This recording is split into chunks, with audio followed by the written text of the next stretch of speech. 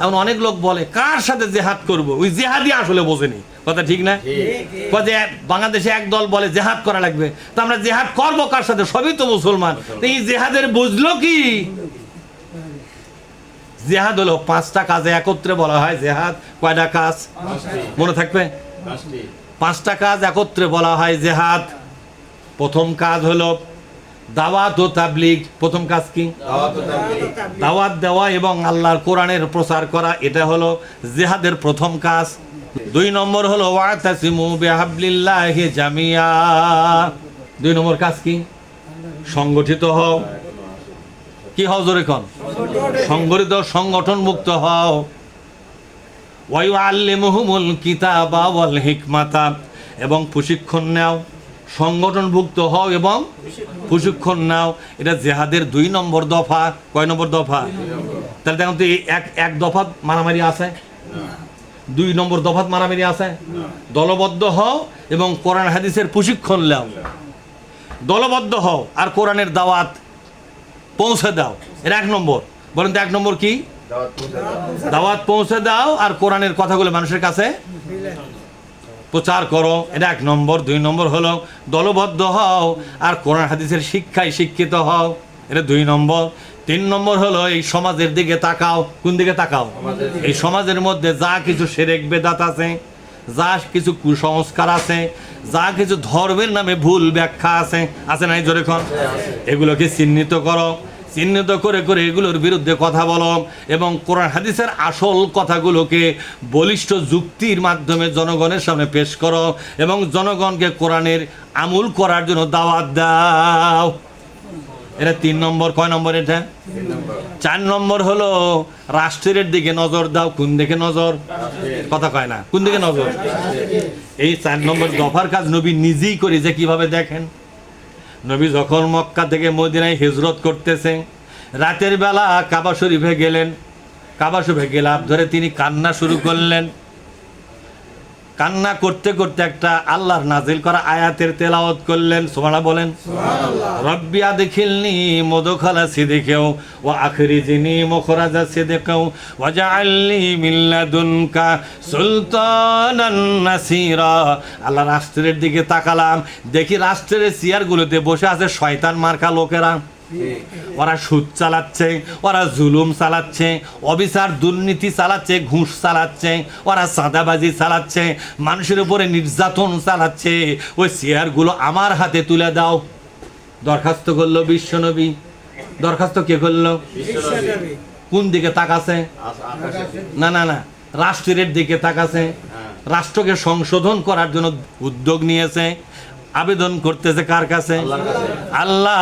ওয়াজআলনি বলেন, ওয়াজআলনি মিন লাদুনকা সুলতানান নাসিরা। রাষ্ট্রীয় ক্ষমতা আমাকে দাও, কারণ রাষ্ট্রের সব চেয়ারগুলোতে বসে আছে দুর্নীতিবাজেরা। কারা বসে আছে? সুদখোরেরা, ঘুষখোরেরা, রাষ্ট্রীয় সম্পদ লুটপাট করে খায়। 3 টাকার বরাদ্দ দিয়ে 3 কোটি টাকা খায় ফেলে দেয়, কথা ঠিক না? এরকম নেতা বাংলাদেশে 2-1টা আছে না? কিছুই নাই। দেশের টাকা টোকলা বান্ধা, বস্তা বান্ধা বিমানত করে বিদেশে নিয়ে যা জমা করে, এরকম লোক আছে না? জোরে কোন? নিজে বেটাক বিয়ে করাই বিদেশে নিয়ে যায়, এরকম লোক আছে। দেশের পাত্রীর বিয়ে হয় না, বিদেশের পাত্রীকে টানাটানি, আছে না? জোরে কোন?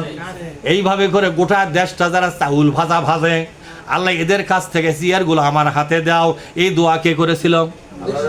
আল্লাহ নবী নিজেই। আল্লাহ নবী নিজেই। যারা সমাজে কয় যে ক্ষমতা নেওয়া জায়েজ আছে, ও লাখের উপর এই কথা কোয়া লাগবে যে কোরআনের এই আয়াতটা কিসের জন্য ভেঙে দে। তুই যদি কয় আমি কোরআনের আয়াতই তো জানি না, তো ভেঙে দেবো কি? তো জানিস না কোষ কে? কথা ঠিক না ব্যাটি জোরে? কোরআনই জানিস না তো কোরআনের ব্যাপারে কথা কোষ করে কি হতো? কোরআনে এই কথা আল্লাহ বলেছে, তোর বিশ্বাস হয় না সেটা তোর ব্যাপার, কিন্তু তোর বিশ্বাস হয় না তুই আমাদের উপর কথা জোর করে চাপে দিস, কারণ নাকি তো? তাহলে কি বোঝা গেল? এই রাষ্ট্রের সংশোধন করার দায়িত্ব নেওয়া লাগবে কিনা, এটা হলো জিহাদের 4 নম্বর দফা। কয় নম্বর দফা?